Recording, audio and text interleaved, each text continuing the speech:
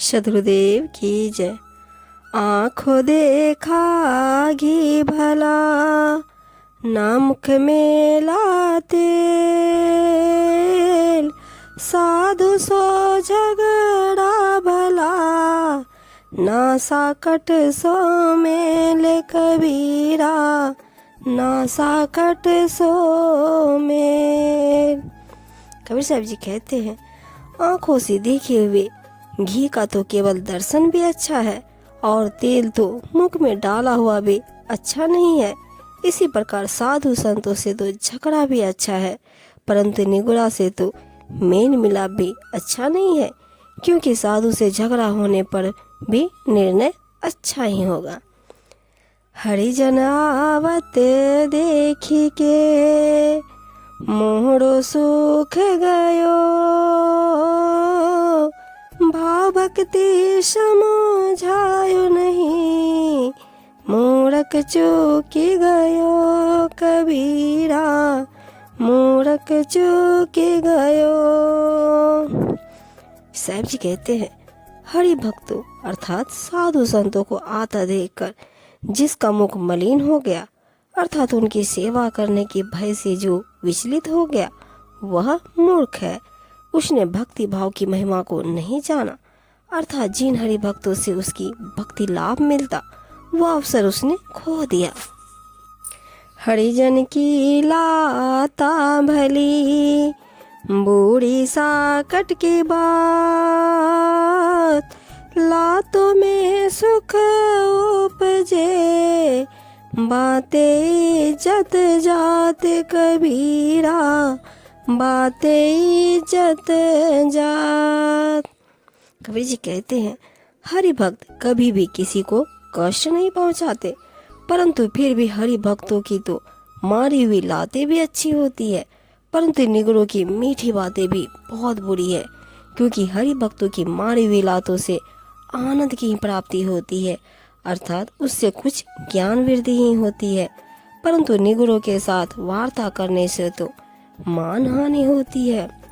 साकट सोकर कुकरा, तीनों की गति एक, कोटि जतन पर मोदिए, तऊ न छाड़े टेक कबीरा, तऊ न छाड़े टेक। कबीर साहब जी कहते हैं, निगुड़ा आदमी, शूकर और कुत्ता, इन तीनों की एक जैसी प्रवृत्ति होती है। चाहे करोड़ों यत्न करके इन्हें ज्ञान उपदेश देकर शन मार्ग पर चलाया जाए, तो भी ये अपनी प्रवृत्ति नहीं त्याग सकते, अर्थात इन्हें सही रूप में परिवर्तित नहीं किया जा सकता। निगुड़ा ब्राह्मण नहीं भला, गुरुमुख भला चमार, देवतन से कुत्ता भला, नित उठी भूखे द्वार कबीरा, नित उठी भूखे द्वार।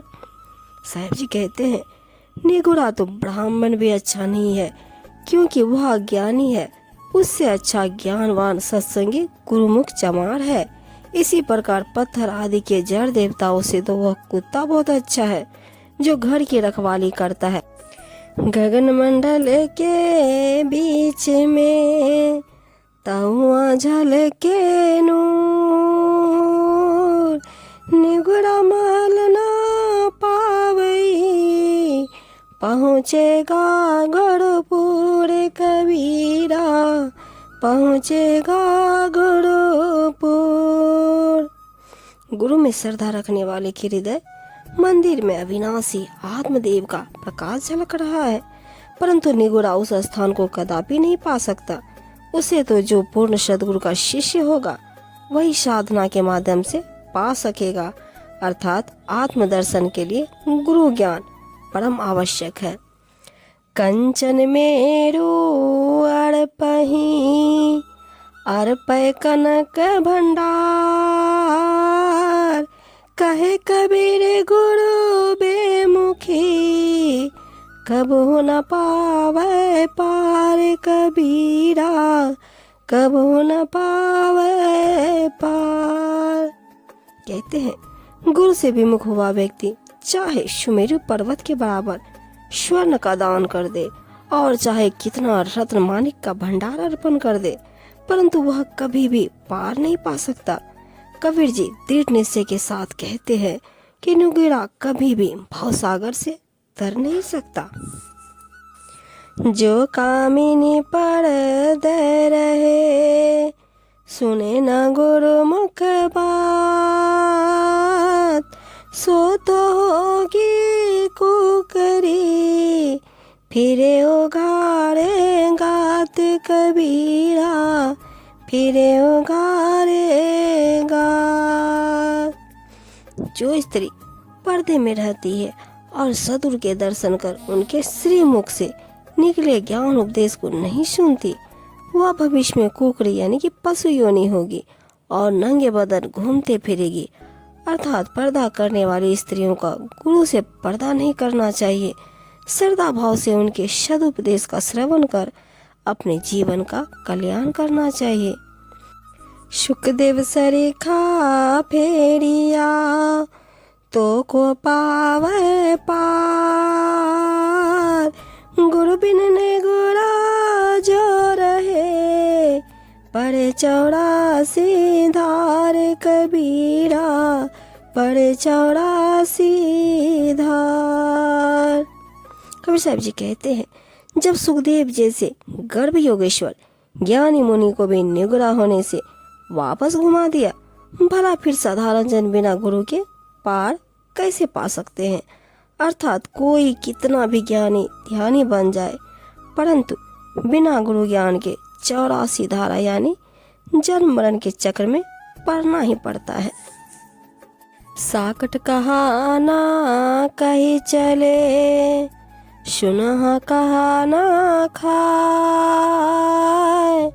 जो कौवा मठ हगी भरे, तो मट को कहा नसाए कबीरा, तो मट को कहा नसाए।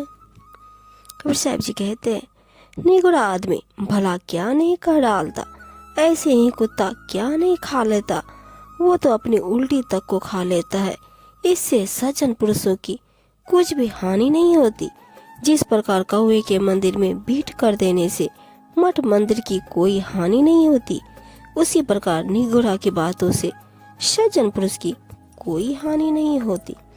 शाकट का मुख बिंब है, निकसत बचन भुजंग, ताकि आस दी मान है, विष नहीं व्यापे अंग कबीरा, विष नहीं व्यापे अंग। कबीर साहब जी कहते हैं शाकट अर्थात निगुड़ा का मुख बिल के समान है और उसमें से उसके कठोर तीखे वचन सर्प की भांति निकलते हैं। उसकी औषधि केवल मौन रहना है, इससे शरीर में उसके तीखे वचनों का विष नहीं व्यापेगा। पशुआ सो पालो पयो, रहु रहु हिया न खींच, ऊसर बीजन उगसी, बोव दूना बीज कबीरा, बोवे दूना बीज। जिनका स्वभाव पशुओं की भांति होती है, ऐसे मूर्ख मनुष्यों से बार बार सामना होने पर भी ज्ञानों के हृदय में क्रोध उत्पन्न नहीं होता, क्योंकि ऊसर भूमि में चाहे दुगुना बीज डालो परंतु वह नहीं फलता। इसी प्रकार मूर्ख को कितना भी ज्ञान उपदेश दो वह नहीं समझता।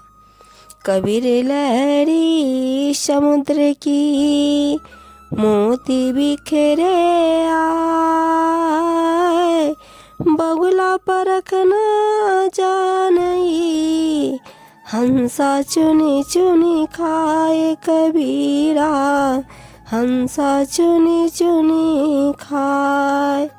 कबीर जी कहते हैं समुद्र में लहरें उठती है तो मोती किनारे पर आकर बिखर जाता है। बगुला तो उनकी परख नहीं जानता, परंतु हंस उनकी मोतियों को चुन चुन कर खाते हैं। अर्थात सत्संग रूपी समुद्र में से तो ज्ञान रूपी मोती बिखरने पर शत्रु के प्रेमी पाड़ के हंस जन ही ग्रहण कर पाते हैं।